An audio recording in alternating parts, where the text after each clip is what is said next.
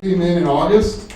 I was given the history of what was tried, I think it was last year, as far as, hey, we recognize four campuses is a lot for the size district we have. We tried to close McCormick and move 8th grade up to the high school and move 7th grade down to Woodlands.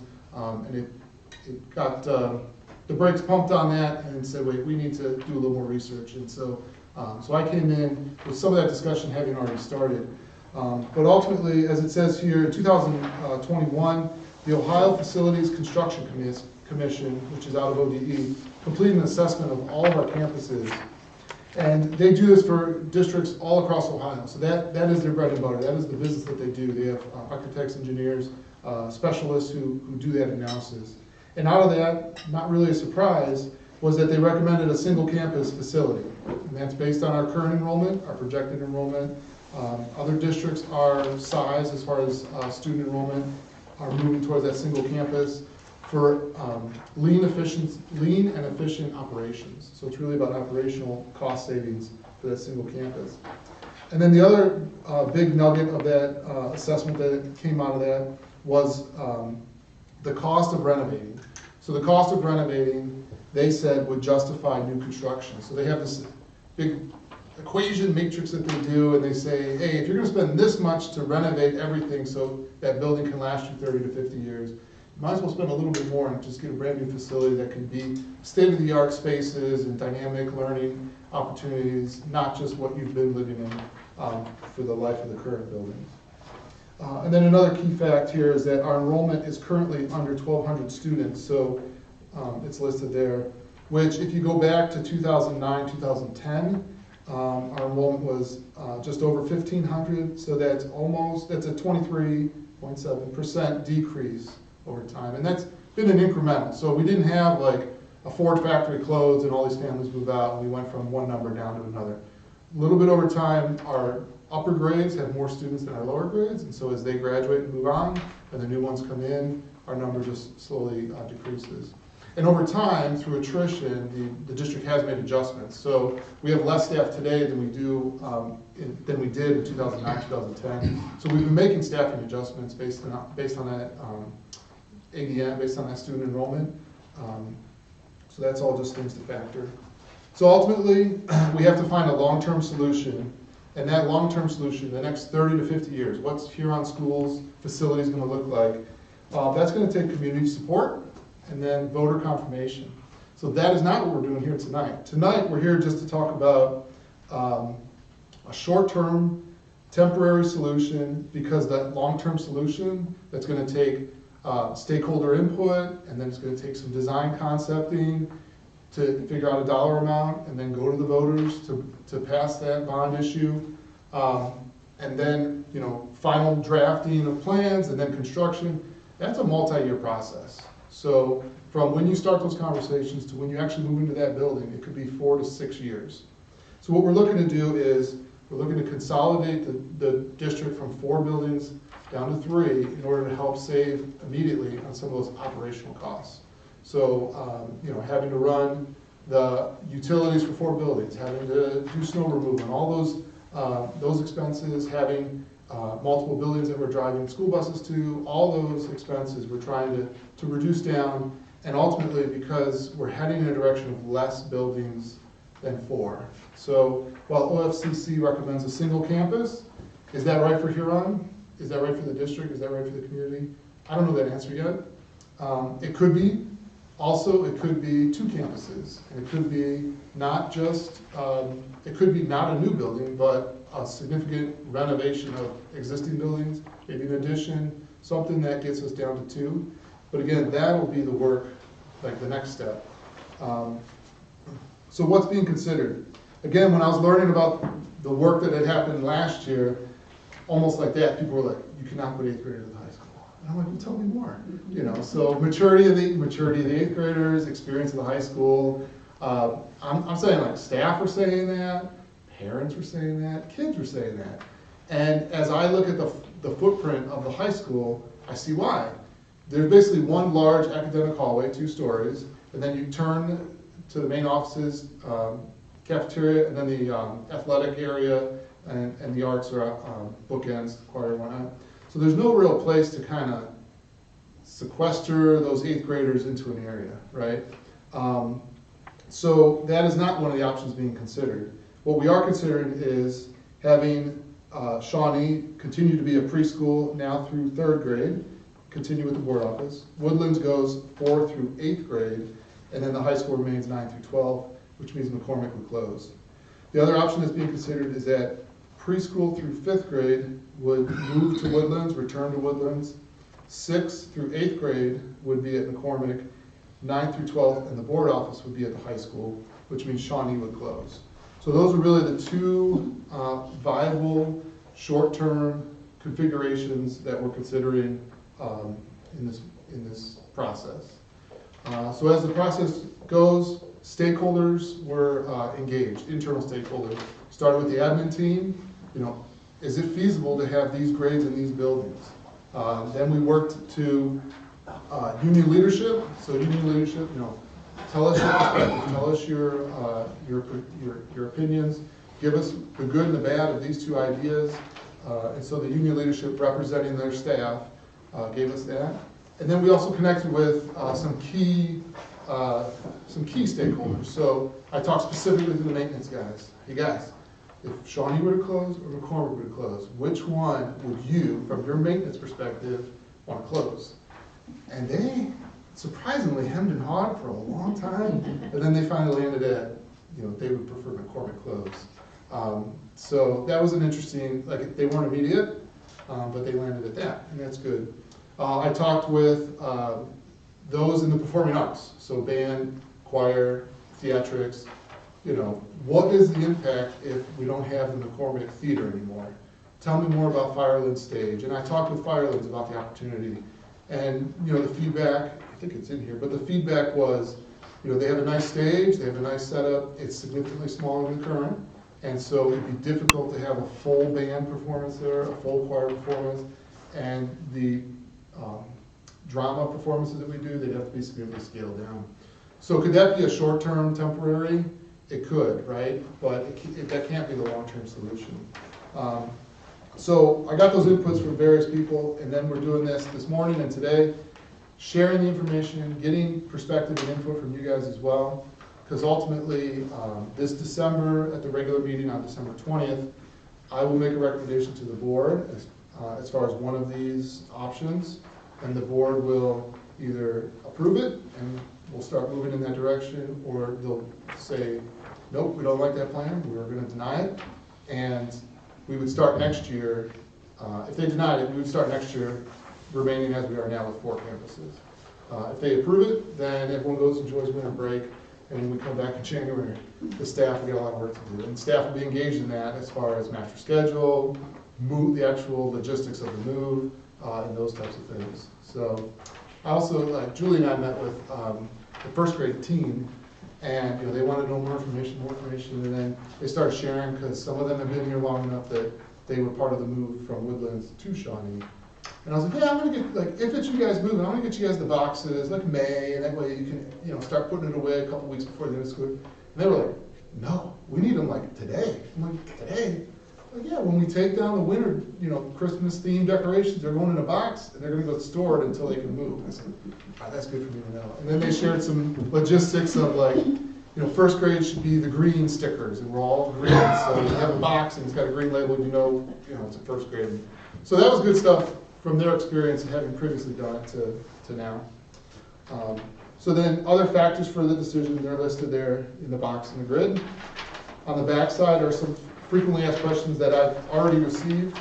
People are directly emailing me, which is great. There's also on our website this community feedback link where you make a submission, and then within a reasonable period of time, you get a reply from me as far as answering your question or thanking you for your feedback and going from there. So I'm not going to read those because I really want to start hearing you guys talk, hear questions that you have, and then hear ideas that you might have, because that's what this is about. For me, that's what this is all about, is getting to hear your perspective and learning more from you.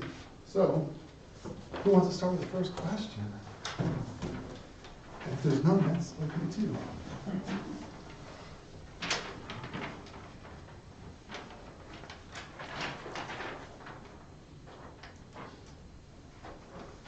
Yeah. James, you talked about this being a short-term solution. What would you anticipate would be a timeline for this to go before the voters for, say, a bond issue, or say a new or an addition to this? Yeah.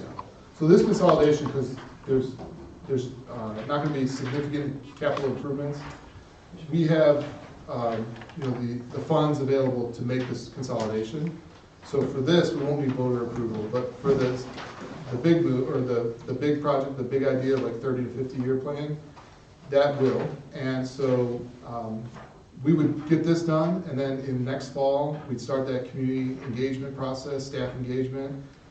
So I would say the timeline on that could be,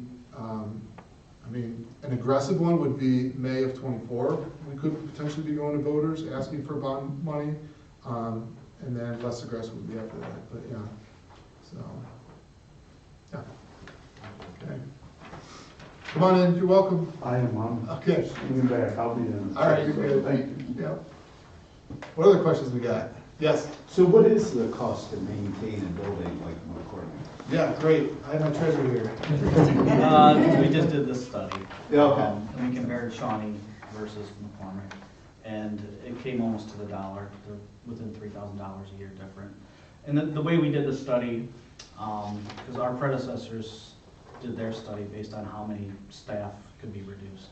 We only looked at the physical fixed costs of the buildings, and I only did the impact on the general fund, so food service and some other things I left out. And then I only did it from last year because I didn't want the COVID years too. So each building was in the mid 75,000. Utility costs for a school it's a big number, but it's relatively small because we can buy electric and gas cheaper than like homeowners. So we kind of looked at those numbers, and then as far as major capital improvements, that if we kept those buildings going forward, that was also left off too. Oh, okay. So that's how we figured. So we crunched the numbers, and both buildings, I guess there's value to that no building stood out as way more expensive or cheaper than the other one, so. So utility-wise and whatever fixed costs you have of the building, They're pretty about comparable. 75,000 Right. a piece. Right. Okay. Okay. And with OFCC's study, they rate the buildings. So they say it's satisfactory, borderline poor, and both buildings rated nearly identical at 62% as being borderline. So again, the facilities aren't necessarily like unsafe or unhealthy to have school in, right? But if we're going to continue to have 4 campuses, we're going to continue to pay these higher expenses of operating 4 campuses. When our enrollment has decreased, that we really need to start bringing it in a little tighter. And how would the school do without it? You talk about going to Bowling Green to utilize a smaller facility to do drama, but what about like a basketball game or basketball practice or any of those kind of things when you get rid of one gym? Yep, so that's a challenge, and that's, I think, it's listed in here. No, I'm sorry. No, that's okay, but you're absolutely right. McCormick Gym, it's I call it a junior high competitive gym, right? You wouldn't want a varsity game there, but you definitely gonna have practices, and you definitely have junior high games there. Mm-hmm. So again, we'd have to have an answer for that short term, and Firelands could be an option, but again, Firelands could also say, well, yeah, we're an option, but you gotta pay rent, or what is that, sports course, you gotta pay a rental, so then, you're cutting into those savings. Yeah, okay. And then busing becomes an issue too, of getting your athletes there back and forth. Right. Yep. Good. What else are you guys thinking about? I Yes. have a couple. So just piggyback off the McCormick idea, this is a two-parter, but are there any short-term renovations that need to be done in order to shorten the footprint from 4 to 3, moving the whole group back to McCormick? So there'll be some small projects, short-term projects, as far as like right now, one of the McCormick classrooms is our media center, and so that may have to convert into a classroom. Another one is the school counselor's office, and so again, they may have to convert back to a classroom. And, you know, McCormick also has spaces, like our health teacher's there for 2 periods in the morning, and then he goes up to the high school. Well, he has a whole classroom for 2 periods, you know, so he may have to be in a flexible space, and then he moves on because someone who's there all day is now gonna have to have that classroom. So, there's no significant, projects that have to happen for this conversion, but there's ongoing maintenance, obviously, that all the buildings have. Nothing with the increase in student population, just the number-wise from going from two classes to a total of 2 grade levels to 4 grade levels? And, well, if McCormick's 3 grade levels, 3, excuse me. yeah. Would that be part of the annex, or is that No, so gone? so the annex is rented from us by FMA, and we're in the first of a 3-year rental with them. So this plan does not include this. This would be all 6th through 8th graders in the main building. And if we go back to that 2009, 2010 number, if you looked at just the 7th and 8th graders that were in that main building, it would be comparable to this new number that the 6th, 7th, and 8th graders bring in. So the building capacity, it's there. Can handle that much, To handle it. yeah, just in the main We building. met with our food service staff, and we don't need to make any changes to the cafeteria and places like that. They can scale up without any new equipment or anything like that, so. Right. I have more, but let somebody else All right. go. Yeah, hold it. What are the students thinking? Not a whole. Has been to McCormick and is in the arts. I do think that without the auditorium and the gym area, it would really be a lot harder to do things like that, because I know that we got a lot of comments last year on our musical. A lot of people thought that it was really, really good, and I think that a lot of that had to do with our set and how much room we have, because we have that entire back space of the gym to move sets around and keep things back there. And then if we had to move, we may not even be able to have a musical in the first place. And I know that a lot of people count on that as a safe space sometimes when things are getting too difficult. Thank you for sharing it. I saw Mamma Mia, it was awesome. You guys did an amazing job. And I'm looking forward to Seussical musical coming up this spring. So, are you trying out for? I am, yeah. Nice. You'll see me there. I'm sorry, I have to get my kid over to the concert, so. But yeah, I agree. The McCormick Performing Arts, it adds value to the district, and it has experiences that, could we replicate? Sure. Will it be as good as that experience? Maybe not. So I appreciate you sharing. Thank you.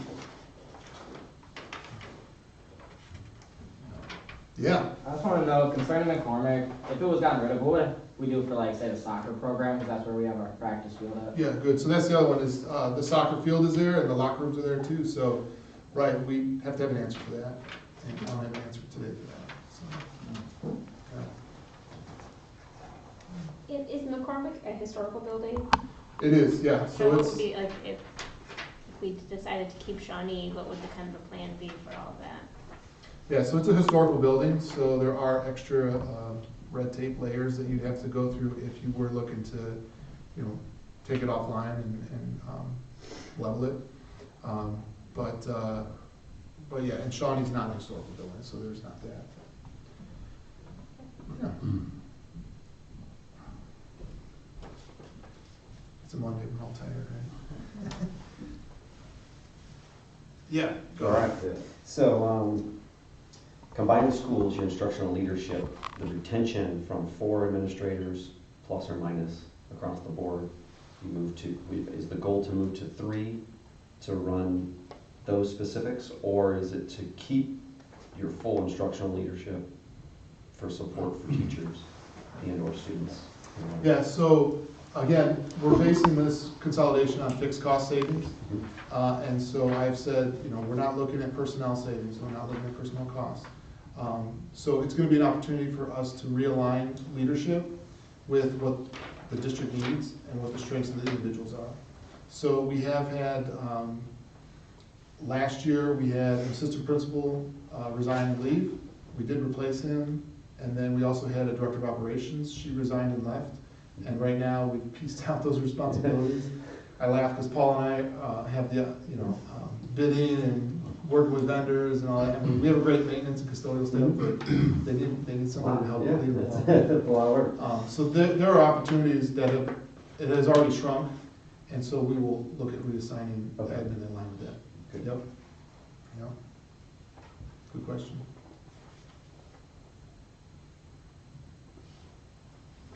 So I guess I have one thing, as far as when you watch individual businesses, when they start liquidating assets, I mean, it's never a real good look at how they're operating. Right. So, I mean, is this a Band-Aid on a gunshot wound? I mean, because there's no concrete plan. You're essentially fixing 75 grand of utility costs and some maintenance costs in a budget of what, $1.5 million a year? Our overall budget? Yeah, what is the overall? 16. $16 million. So this is nothing. I mean, by Well- comparison. So there's a couple things. He's calculated the identifiable savings. There's gonna be hidden savings that we haven't realized yet. And some of those hidden savings will be instructional benefits for kids. So right now, we have staff traveling between multiple buildings. Contractually, they have to get 15 minutes of travel time, which I think is reasonable. I'm not judging that. Yeah. But if you remove that travel time, there's 15 minutes a day, you can do the math for the school year, additional instructional time that teacher can provide students. So it's gonna be an opportunity for our assistant sup in charge of academic affairs to say, hey, this is what's best for kids instructionally, so we're gonna make these adjustments with that. So there's gonna be a benefit in there. And also, we talked about, it's gonna be at least 4-6 years until we can make that jump to a new building, new facility. So you multiply 75, plus more savings that we don't realize, but 75 times 6 years, it's starting to add up, right? It's starting to become a number. Oh, okay. And then also, the activity of, when OFCC said you need to go to one campus, I think a lot of people are like, wait a minute. I've been in this one building, one of 4 buildings for my almost, maybe my whole career, and I've been in this one classroom, this one grade level. And now you're telling me I'm gonna go from preschool all the way to high school in one campus? Like, that was gonna move a lot of cheese, right? So this consolidation will start at least getting people to have some of that experience and some of that, hey, this is not the Shawnee building and the Woodlands building, but this is one Huron. This is the entire district of Huron coming together and doing what's best for kids and what's good for the community. So it's an exercise in that as well, which we're not just doing it because it's an exercise to do it, but that's a side benefit, I guess. Right. Yeah. So I think it's that compounding savings that motivates me to get it done. Okay. Yeah.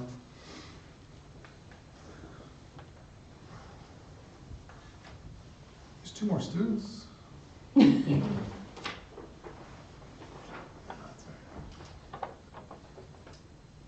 There's gotta be other questions. James, you mentioned that you had heard from different folks, stakeholders, you talked about the custodians and folks that run the cafeteria and all that. What else are you hearing from the community that's influencing kind of your recommendation? Yeah, so I would say, like I said, people email me, people talk to me when they see me out, people send feedback, and I will tell you, I'm listening to that, I'm processing that, and it is, I would say, maybe not consciously, but it is influencing that decision-making of what is the best for the district, what's best for kids. Because I'm still new to Huron, and you could work here for 15 years and still be new to Huron.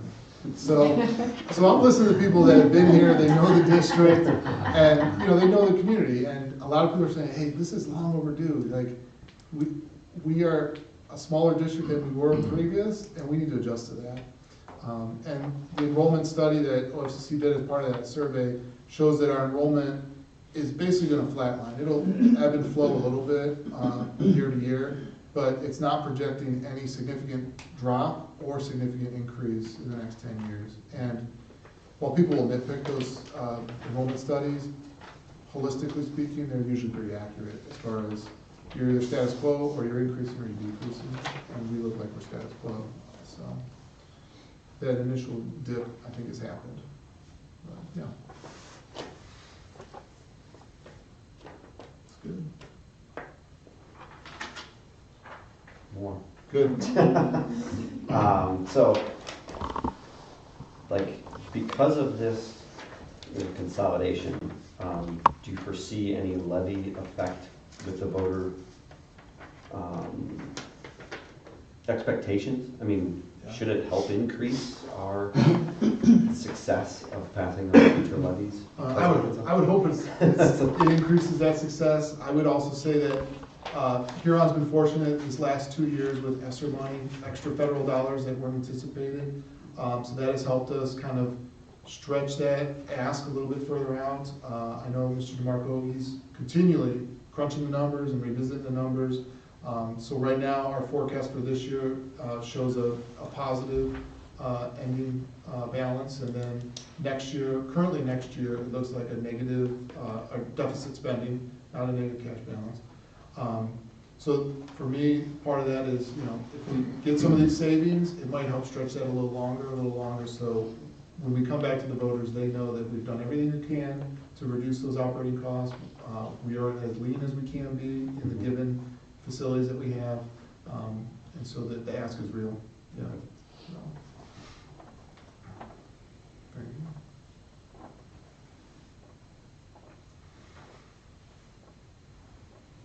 Somebody else should start asking questions. So this has been done once before, and we expanded to Shawnee previously, and I'm not sure the year, you might know, 2004 maybe-ish, along that line. But at any rate, is there any previous history results to look at because we moved to this expanded campus to say, this is why we did it, and it was a good thing, or it wasn't a good thing, Right. to move back? So with that, I would say before we went back to using Shawnee for our instructional lead, Yeah. we were down to three campuses with Woodlands, McCormick, and the high school. We were using the annex as well. Mhm. So with the enrollment numbers that have declined, we don't have to return to the annex, which even at the time, so I student taught here in 2004, 2005, Mhm. and the annex was in use. Mhm. And it was a rainy or snowy day, and the kids are, you know, dodging raindrops, trying to get over to lunch or to the gym. And that was then. Now, there's just so much more heightened security, you know, security concerns and making sure safety for students and staff, that is not a viable structure, right? Or that's not a viable setup as far as having kids cross a parking lot a couple times a day. So yeah, when we were down to 3 buildings before, it worked and it was functional, and now that we have less kids, we won't need the annex for that setup. Yep.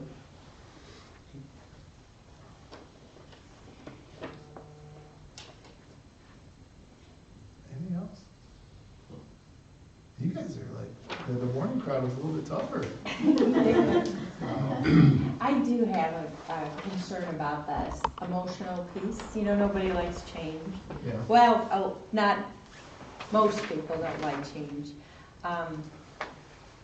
And the littles are usually more resilient in terms of change. They're, you know, just happy to be at school than an adolescent might be, and then the teachers as well. Some of them, like you said, have been teaching there their whole careers. Is there something in the mix that would address some of those concerns or those fears, you know, that kind of thing on a social emotional level that we can kind of address? Or, you know, I think it's an opportunity, right? A teachable moment where you can, you know, learn about growth mindset and things like that, but it has to be intentional. So, Yeah. just wondering. So I'm open to ideas, and I guess my initial response is that last year, the sense I got was last year staff were like, okay, what are we doing? What are we doing? What are we doing? And we even started this year like, what are we doing? So my goal really was work hard this fall, get us to a point where at this December board meeting, I can make a recommendation that I'm confident is the right thing for Huron. And the board will act on it. And so that way, everyone will know this is passed and we're moving forward with it, or it didn't pass, we're staying 4 buildings. But we can all go to winter break and enjoy winter break, and when we come back, then we can start working on the work of making that move. So that should help alleviate some of this anxiety or angst about a move. Also, for me, key, like you've asked, is about the leadership. So what's the leadership structure going to be if this consolidation gets approved. And so within that recommendation, there will be notation of that as well. So people, again, will know, I'll be at this building with this leader, and so that should add comfort to them. And then, but beyond that, I'm open to ideas, maybe therapy dogs in all the buildings. I say that because I'm in. Yeah. No, I'm open to ideas, because I definitely want staff to feel confident about the change and ready for it, and that they've given input and to help design it, so. Yeah, I sort of planted that in there so that we have that conversation in the spring. Yeah. I'll throw out, Yeah. Kathy, I think the only thing that is probably harder on our teams and parents and students than change is uncertainty, Yeah. right? And I think, our goal, just speaking for myself, but in talking to James through the facilities committee, has been like, we owe, especially the teachers, but the entire community, a plan. Even if it's a strategic do nothing, I don't think that's what, that's certainly not my like feeling on the direction it should go, but we owe a plan. Short term, and then to, the point, there'll be a long-term discussion that's gonna be a lot more challenging, but we're gonna need a lot more community participation, and that's gonna be a more involved process. Yeah. It's exciting, but it's like anything, we gotta start with kind of collapsing down the challenge to make it as manageable as possible, and then be able to work on the long term. Yeah. It'll be exciting for the people who get the change they want, right? A little more challenging for the ones who get what they don't want, but that's why I like the hashtag #1YearOn, because that's really, an opportunity to kind of figure out how we're gonna model it for our kids, how we come together. And I think ideally, long-term, like neither of these facilities, Shawnee nor McCormick, are part of our long-term future, right? We can look at the numbers and the renovations that would be needed to make these viable educational spaces for the next 50 years and know it's probably not a good place to sink tens of millions of dollars, right? So wherever we're going, it's in the direction of something different, and ultimately, I think something great for what, what we'll build for the next, hopefully 50+ years as a community. Yeah, this morning's group actually went ahead and proposed a huge tax increase for everybody. They were like, we want it all. Like, we want everything, just build it and we will pay for it. Which is a little surprising outcome from a small group of 9 people. Were they wealthy? Were they wealthy? I don't know. But the other thing the morning group said was, you're not gonna have everyone happy. And I'm like, I recognize that, not everyone will be happy, right? So I always continue to return that's to, okay. right, and that's part of the process. So I always continue to return to what's best for students. Because if we're doing what's best for students, then it'll capture the most amount of people, and then the people who aren't happy, at some point they'll have to realize, well, that was best for students, and so that's why that decision was made. So best for students, and then staff, and the community. That's how my Venn diagram circles. That's not a Venn diagram, but that's how my circles go out. Well, and just talking through the process. I mean, being here tonight, and thank you, every single one of you, for being here tonight, because this is really important to us, to James, to Paul, like to hear or to have a chance to talk to you. Board meetings, you don't get the chance to talk to people, right? That's us doing our regular business. Citizens can come in and talk and make remarks, but we don't get to talk with people there. The superintendent doesn't get to. So this is just a nice opportunity. And this is just the beginning. I mean, as we go through a long-term plan, there's gonna be a lot of this, and community engagement is gonna be critical. Where would we find the information that you guys are trying to communicate with the community? Like, is what I found it in a few spots, but it was kind of a search, to be honest. So on my page on the district website is the presentation I delivered to the board in November. Yeah. This, I'll add to it, but this 2-pager right there. And that's really all the published material on it so far, yeah. So. Your point's a good one, especially as we start to talk about long-term, like we'll have to have a landing page. And one of the reasons we're having this meeting is we know that like electronic modes of communication don't serve our entire community, right? Yeah. So we really are trying to like mix and match, both Google Docs and the high tech with the low tech, so that, Right, especially when trying to develop the levy again and get positive, support of it, or, find out more exactly what it is so people know the facts versus the rumors. Sounds like you're willing to be a levy chairperson.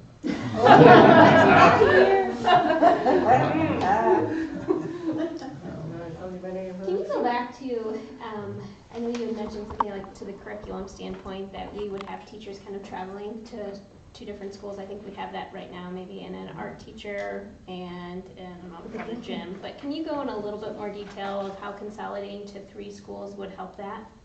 Yeah, so right now we have teachers traveling. With 3 campuses, we'll still have teachers traveling, but less teachers. Okay. So we- what teachers would travel if we had 3 buildings? Yeah, so we haven't got into the weeds of that yet, Okay. because, With the gifted services, they would have to travel, because you're splitting up 3rd and 6th. yeah, I'll look to Julie for that. But yes, Or would yes. they be offering it to the whole middle school now? So I think that's all Because that would things be- that we need to look at. That's because- stuff we need to look at. So the opportunity, so increasing opportunity without increasing cost by not having people travel or other people's licensure affords us opportunity to provide more to students. If they were at Woodlands, how would they get to the track? Would there be busing, or would they expect the kids to walk? I mean, I know it's only a mile, or would that be? For the For track. Yeah, for, Yeah, so there's that walking path. but Well, again- yeah, that's what I meant. Would Yeah, they be yeah. expected But to, again, we haven't really or would thought that be about busing? detail. Right, so it could be a bus. Is Because right now there, they walk from McCormick, right? yeah, but it's not that It's not long as of a far. walk. It's Yeah. a short little walk. The other concern I had was, well, I have an 8th grader, so it's not much. But 4th to 8th grade, that seems like a really, like, I personally wouldn't want my 4th grader at McCormick right now. Right. Things I've heard, so I'm just personally So, wouldn't, I'd be And you're concerned. saying fourth through 8th grade at Woodlands? When it's the 4th through 8th grade, I'd be concerned having my 4th graders with, Part of the advantage, so I said like 8th graders in the high school doesn't work because you can't really sequester them in part of the building. There's not like these wings offshoot. Woodlands does have those wings, right? Okay. So there's the 3rd grade newer wing, and then the 5th and 6th grade hallway, they're kind of dedicated. So if those 8th graders were to go down to Woodlands, they might see 4th graders passing the hall and things like that, but they wouldn't necessarily be intermixed at recess and lunch. They wouldn't necessarily be intermixed in the classrooms either, so, yeah. but I hear your concern. Yeah, things I've heard. You like to pick on 8th graders, right? You don't want No, them I to have an high 8th school. grader. I have an 8th I'm grader, just so. kidding. I'm kidding. Totally. I'd second her. It's about things I've been hearing about, so. That's it. So also up here is a parking lot, so that's like an educator thing where there's Post-it notes and pens. If there's something you didn't want to ask in the whole session, but you want to ask, you can post it up there. If there's a really good idea that you want to, like, I will take that parking lot home with me or back to the board office with me now. So you can do that there. Also, you can, after tonight, you're sleeping tonight, you come up with this great question that you want to ask, email me. So the email's at the bottom of the frequently asked question page. And then also there's that HCS_feedback bit.ly that you can submit. It's posted on the school website. And that can be for anything, like, hey, I have a suggestion on this, or I just had a great experience with a staff member, I want to share it with you. That's any kind of general community feedback that you have. If there's any other questions though, or if there's not any other questions. can you just lay out like timing? for- Yeah. So timing again, our regular board meeting in December is on the 20th, it's Tuesday, the 3rd Tuesday of every month. So that's where the recommend will be to the board. It'll be one of these 2 options. I have to make a recommendation and then they vote to approve it or not. And assuming it gets approved, then when we get back from winter break in January, that's when the real work starts, where we need to start working with staff to build the master schedules that would align with these building assignments, work on the logistics of moving classrooms and people and staff and all their effects, and that kind of work. Because then in August, for the 23-24 school year, the idea is that we will have 3 campuses instead of 4. So we'll do that. So it sounds like an aggressive timeline, because it is.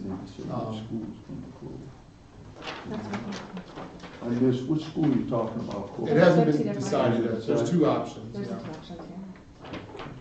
Yep. These are What did I say? It seems like, yeah, it seems like kind of rapid speed, but, yeah, we'll get it done. You know, I will make, if I may, I think this is great to have open communication like this, the community, get things out there so there's no surprises. Welcome, new superintendent. We're trusting our choose good people, you know, thank you. And, you know, I'm old school here a little bit on this stuff, but, and I apologize for walking in late, but, you know, I can't help but think, I grew up here for the most part, and I was thinking of times, I'm going way, way back, probably a little over 50 years. And I can't help but think, and maybe sometimes the new way's the best way, sometimes the old way's the best way. Depends on the situation. A lot of things going on in the country and things like that. But where I'm going with this, I can't help but think of how many people I've talked to over the years with the urban renewal that went in years ago with the downtown area. And it was newer people, for the most part, that came in. And I'm not sure they had I hope they had a good feel of the community, but I'm not sure they did because of different situations that came about. And people said, boy, I wish the vote to basically tear down the whole downtown was real close. And I believe it was in '67 or thereabouts.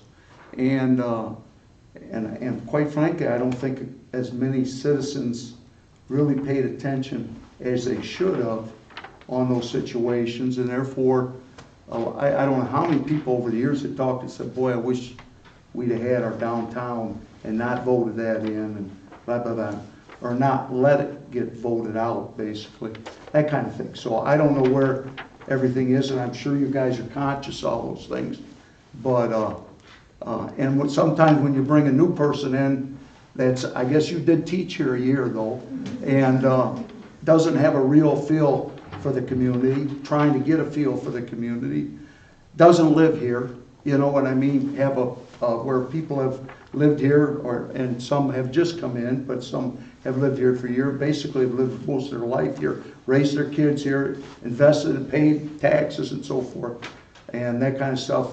Are we really doing the right thing or not? You know, I don't know on that. I'm just saying, throwing that out there. And I'm sure you guys are thinking through all that, but especially before you tear down buildings, things like that, especially the history one there, things of that sort. And I know they're always talking the bucks, and I know you're probably getting that at the state level, that kind of thing, but those are, you know, and I know you know this, but very important in terms of where we're going in the future. Yeah. I appreciate you saying that. I definitely want to have respect for the history and the tradition of this community, because it's a solid community. There's a lot to be proud of. And so I want to continue that so that it can live on, right? So your grandkids and great-grandkids can enjoy Huron as it is, with an eye for the future, you know? Mm-hmm. Kids don't You learn. gotta change with the times, I get that. Right, kids but don't learn the same way that they did 50 years ago, right? No doubt about it. Learning on computers and all that, and, you know, different styles of instruction. So, so we need to adapt to that as well and be ready. So our students graduate and they're prepared to go be competitive employees, competitive workers, and successful leaders out in the community, Huron or beyond, wherever their aspirations take them. My hope is they go out, they explore the world, and they come back when they start having kids, because this is a great place to be. So, yeah, thank you for that. Thank you. Yeah. Good. I appreciate you guys' time tonight. I'll stick around if there's individual questions or whatnot, but I appreciate you guys.